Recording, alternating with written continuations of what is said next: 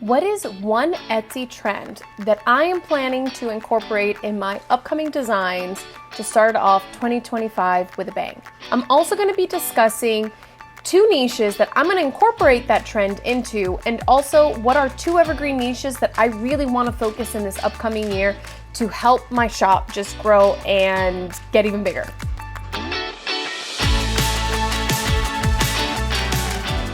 Merry Christmas, everyone. I hope everybody had a wonderful Hanukkah, Christmas, holiday season overall, and I hope everybody's doing really well and excited for their Q4. And if you weren't excited for your Q4 and maybe feeling a little about it, we're stepping into a new year, so all of those things can just be used to push us forward. Before I get into the trend that I'm going to be using, as well as the niches that I'm going to be designing in, I want to give you guys an update on my month of October and November. And in my next video, starting off into the new year, I will discuss how Q4 went and the whole year altogether. So stay tuned for that video. So let's get into the nitty-gritty of how October went in comparison to last year, as well as November. So in October of 2023, I had a total of 3,505 visits. I had 34 orders, I had a conversion rate of 1%, and I had a revenue of $2,441.82. Not bad in comparison to the previous year, which was nothing. So let's see how 2024 went. In October of 2024, which was just a couple months ago, I had a total of 3,451 visits. I had a total of 54 orders, which was a 59% increase, a conversion rate of 1.6%, and a revenue of $3,469.02. So clearly it went up. Visits were very similar to the previous year, went down just a little bit, but I had more orders, which, like we've discussed, is what we want to keep seeing. So how did November go? In November of 2023, I had a total of 3,732 visits. I had a total of 60 orders, a conversion rate of 1.6%, and a revenue of $5,182.59. That was one of the biggest months that I had in the year of 2023. The other month, I believe, was March, when it kind of just went off for me. Let's see how 2024 went. For this year, November 2024, I had a total of 4,824 visits, which was a 29% increase. I had a total of 113 orders, which was an 88% increase. I really was hoping to get to 120. Since last year I had 60, I wanted to have a total of 120 so that it would be an even just doubling in orders. I still did good. 113 orders, 88% increase. Conversion rate was 2.3%, which was a 45.7% increase, and a total revenue of $8,181.87, which was a 58% increase. Overall, a great month of November for 2023. Would I have liked to see the revenue at 10,000 and the orders at 120 orders? Yes, I would have, but I'm happy that overall the entire year so far of 2024, I have seen an increase in my shop every month, whether it's been a little bit or I believe September, where I actually doubled the month for the first time in orders. So I'm definitely really happy that it's kept that trend. So I'm excited to see if I can keep the momentum, if I can continue doing all of the things that I did this past year and keep that into 2025 to see if I can completely double, if not more, this coming year.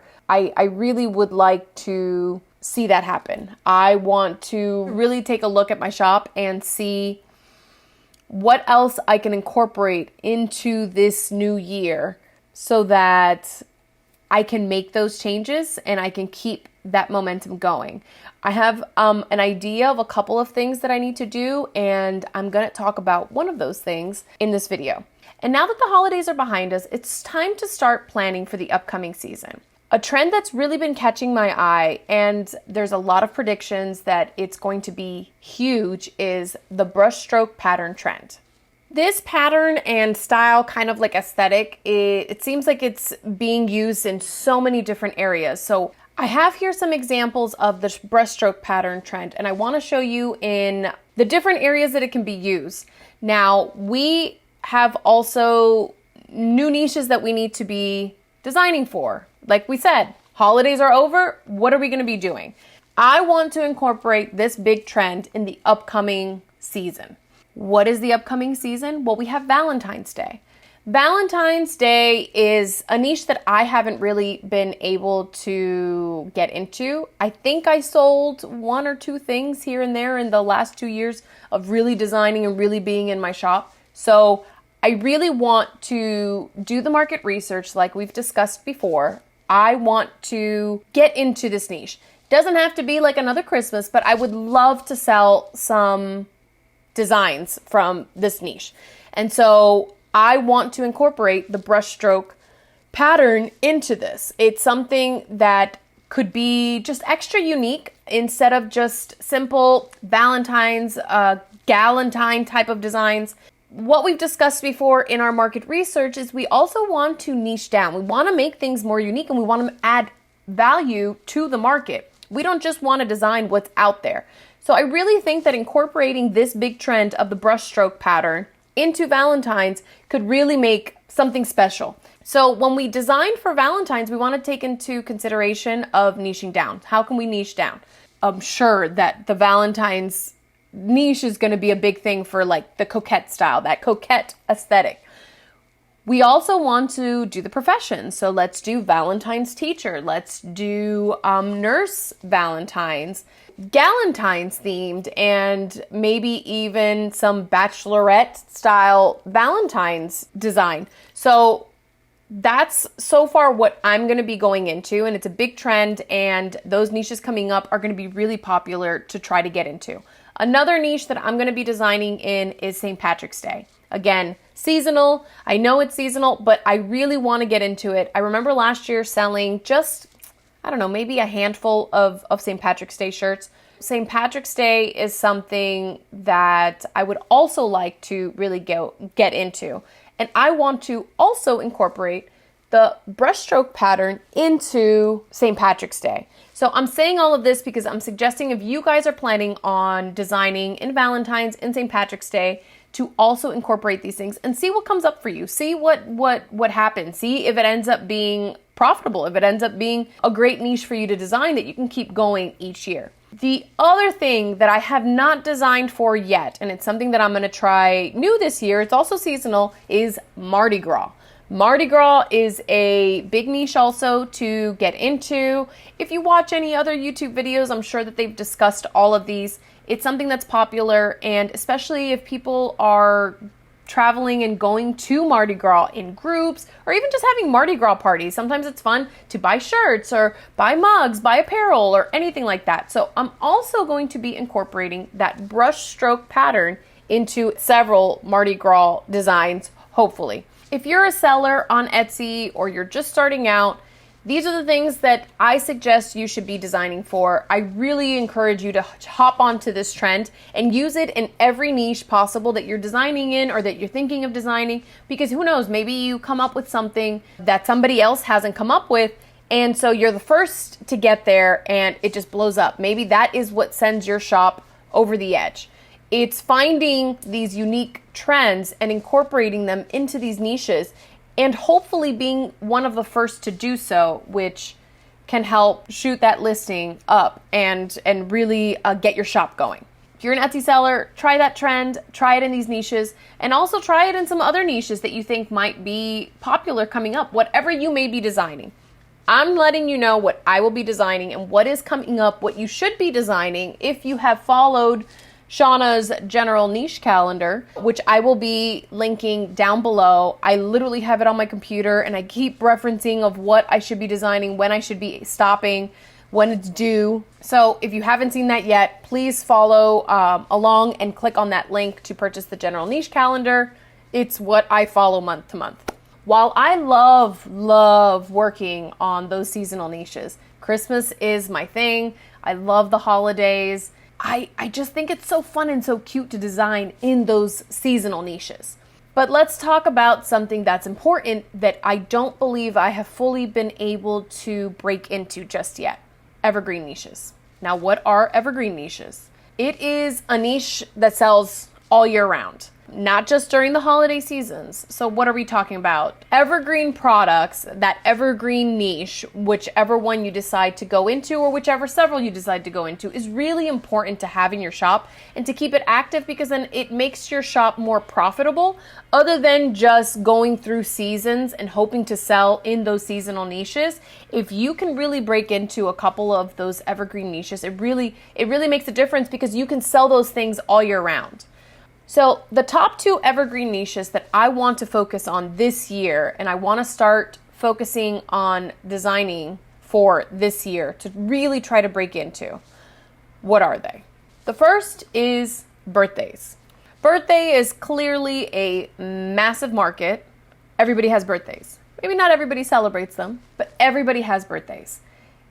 A big thing right now that is trending is those milestone birthdays. And we are seeing a lot of those start to trend. So if we're going into 2025, you want to focus on years like 1975, 1985, 1995, 2005. That's where people are turning 20, 30, 40, 50, 60. Those are some designs, some things that are trending. I'm going to show you some examples here in these pictures from listings on Etsy of those kinds of designs. There's also those family birthdays for little kids. So what could be trending this year? That's what I want to start researching. I want to see what is popular for this upcoming 2025 to see where I can start designing. I want to start designing for little kids' birthdays, but I also want to incorporate for those big milestone birthdays that we're seeing a lot of popular designs. And I'm also seeing them incorporating a lot of those like varsity letters. And I will show you an example here. I think that that's something that I want to. I don't want to just do those family birthdays. Even though I really want to get into that. And I really want to break into some really cool designs and see what I can come up with that is unique. I also want to get into for adults and birthdays for adults and those milestone birthdays and see what I can get out of that. The second evergreen niche, which is also a massive market that I want to break into, is the bridal bachelorette niche. From my understanding, statistically, the majority of people get engaged during Christmas, New Year's, Valentine's Day. So this is the time to be designing for that niche, because a lot of people are possibly getting engaged during these days and will start planning getting a dress, bridal party, bachelorette, wedding showers, bridal, bachelorette theme. I really want to get into it. I want to make some unique things. I want to do the research. And again, it starts with research. I need to sit down, and that's what I'm going to be doing, is I'm going to sit down and I'm going to start looking to see how can I come up with something to add value to the market and not just copy what I see. I still struggle with this a little bit. I still struggle with doing the research and coming up with these designs. Shauna is really good at doing the research.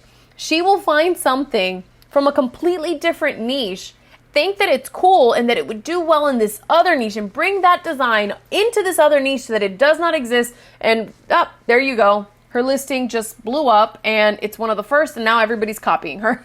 I still have not found the ability to connect those two things and see something somewhere else and think, oh, this will be good for the bachelorette, or this would be good for birthday. That's what I really want to focus on doing this year, is doing more research.